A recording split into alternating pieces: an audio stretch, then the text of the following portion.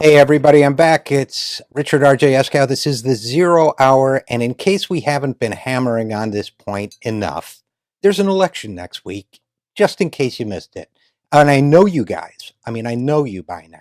And some of you were thinking, I know some of you were thinking, why should you vote? Really, isn't it people like me who are always telling you that the system is rigged? One party rules this country, right? It's the corporate party. The corporate party has, well, it may have a more socially liberal wing and a more conservative wing. It may have a slightly less predatory pro-business wing and a no holds barred loot and pillage wing, but it's the corporate party, right? It rules the country. So if you vote, you're voting for the predators, right? You're validating a corrupt system, right? Actually, it's not that simple. It's not that people shouldn't vote. That's not the right way to look at it. You should vote. But we've tended to look at our votes the wrong way. Voting isn't the end point of citizen involvement, it's the starting point.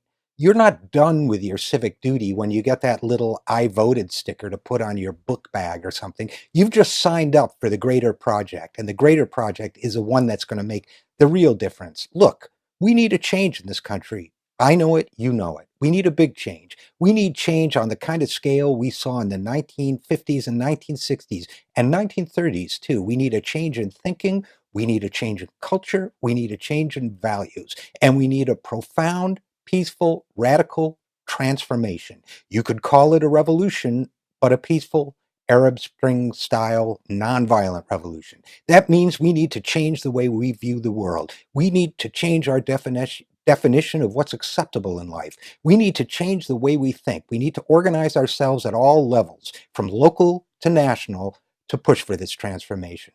We need to create new economic institutions, new forms of transactions, new ways of collecting, viewing, and sharing information. We need a golden age of activism and social change, or frankly, we're screwed. Look, today's Republican Party is the tip of the spear, the sharp, penetrating point of attack that would transform our government from an ailing, limited, dysfunctional democracy to one that isn't a democracy at all. It would undo the advances of the 1930s when we created Social Security. It would undo the advances of the 1950s when the struggle for civil rights began by disenfranchising whole populations of American citizens through systematic hijacking of the voting process. Undo the advances when women began the process of self emancipation and we learned to let people make their own lifestyle decisions. It would undo the lessons of Vietnam and Iraq. Trust me, this isn't a song of praise for the Democratic Party. It's had more than its share of ups and downs. Under leaders like Franklin D. Roosevelt, it's been a powerful tool for change. Under leaders like Bill Clinton and, I'm afraid to say, Barack Obama, it has too often been a container or an escape valve for public frustration and the public desire for a better society. These so-called new Democrats have made the party a corporate tool by defining and limiting the leftmost side of debate over a set of policies that were solidly Republican in any previous era. You know what I mean? Privatization, that sort of thing, drones, NSA, spying, whatever it is. All of a sudden, we're supposed to believe, and by the way, MSNBC is no help in this, we're supposed to believe that the liberal side of the debate just wants to use those things a little more gently.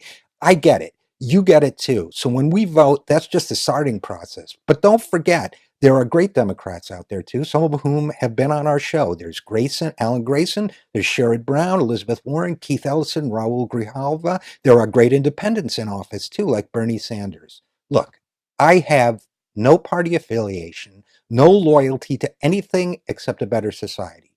But I don't want to forget these great people. I want to help them. And I don't want to turn the country over to madmen, lunatics, and predators. I don't think you do either. So vote, then get to work. If you're a Democrat, devote yourself to finding and promoting a better class of Democratic politicians than the ones we have now. If you're just a citizen like me, get out there and organize for change. How?